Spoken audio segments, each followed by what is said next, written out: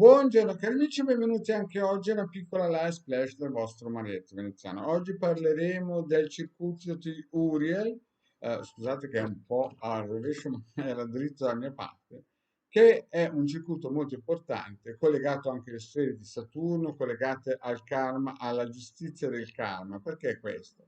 Perché alcune volte alcune persone partono male e poi però arrivano bene, hanno una bella vita e nel mezzo del cammin facendo si dimenticano da dove sono partiti e quindi magari, magari una famiglia che si è fatta da sola, poi a un certo punto hanno benessere, poi a un certo punto la moglie è sempre stabile, il marito è sempre stabile e uno dei due pensa di sapere più di una pagina del libro e quindi quelle persone lì non scriveranno mai dei libri in ordine, ma si costruiranno la strada che porta nel basso strada.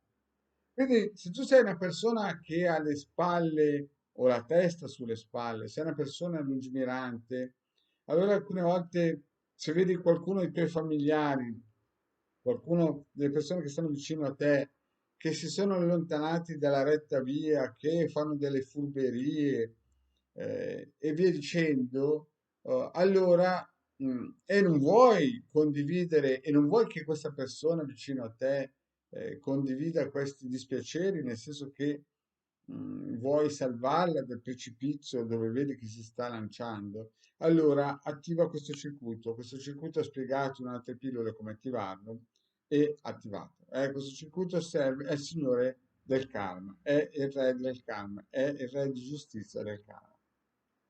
Però mentre fai questo lavoro, mentre fai questa operazione, il Marietto Veneziano ti consiglia anche di attivare questo circuito che è la croce cristica. La croce cristica cabalistica è praticamente stata importata da Dante in Europa con i fedeli d'amore e poi si è sviluppata nei Rosacroce e via dicendo.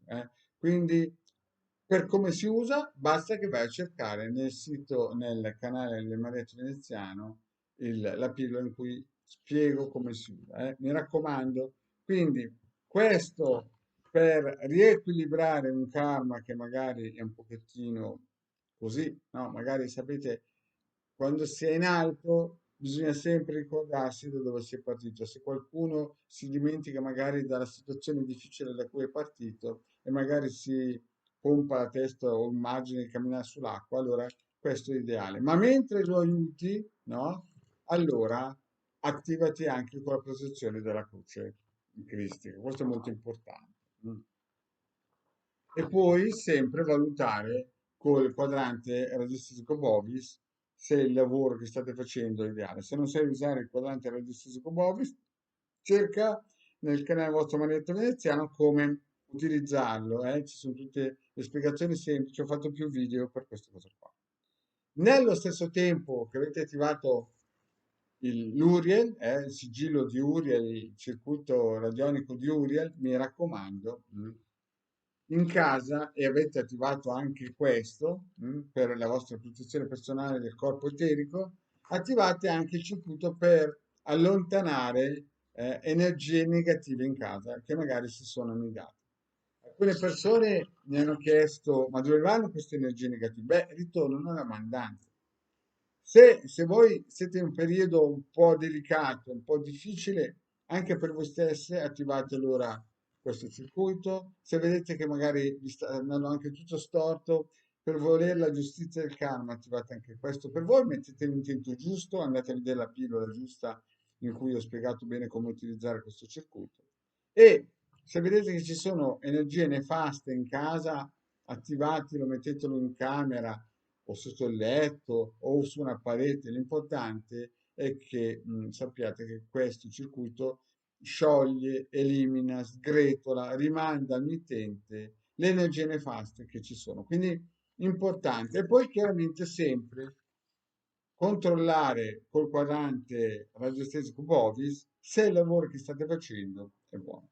Chiaramente, sempre, come sempre detto nelle varie pillole iniziali, controllate sempre se questo lavoro va bene per voi. Così, ecco il quadrante radiostatico. Perché ci sono tanti quadranti e circuiti radionici che fanno le stesse cose, magari sono un po' diversi, le energie e le frequenze sono diverse, anche se fanno le stesse cose. In altre parole, se io da qui voglio andare a Roma, posso prendere il treno, l'aereo, la macchina, andare a piedi, la bicicletta, la moto. Cioè praticamente arriverò sempre a Roma, sarà sempre un mezzo di locomozione, ma avrò diversi livelli di energia che mi portano da un punto a.